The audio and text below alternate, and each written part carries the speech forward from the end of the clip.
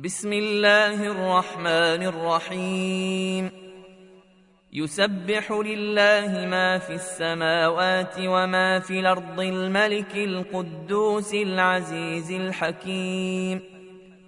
هو الذي بعث في الأميين رسولا منهم يتلو عليهم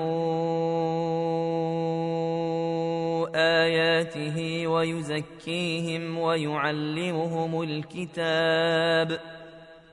ويعلمهم الكتاب والحكمة وإن كانوا من قبل لفي ضلال مبين. وآخرين منهم لما يلحقوا بهم وهو العزيز الحكيم. ذلك فضل الله يؤتيه من يشاء والله ذو الفضل العظيم. مثل الذين حملوا التوراة ثم لم يحملوها كمثل الحمار يحمل أسفارا بئس مثل القوم الذين كذبوا بآيات الله والله لا يهدي القوم الظالمين. قل يا أيها الذين هادوا إن زعمتم أنكم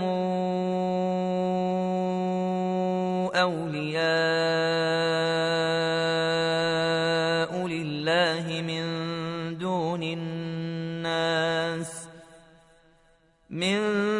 دون الناس فتمنوا الموت إن كنتم صادقين ولا يتمنونه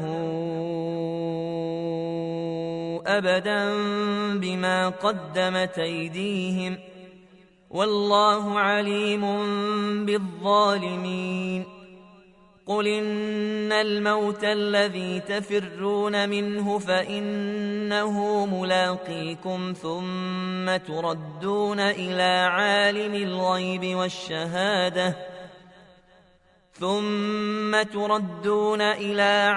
الغيب والشهادة فينبئكم بما كنتم تعملون. يا أيها الذين آمنوا إذا نودي للصلاة من يوم الجمعة فاسعوا إلى ذكر الله وذروا البيع ذلكم خير لكم إن كنتم تعلمون. فإذا قضيت الصلاة فانتشروا في الأرض وابتغوا من فضل الله واذكروا الله كثيرا لعلكم تفلحون. وإذا رأوا تجارة أو لهوا انفضوا إليها وتركوك قائما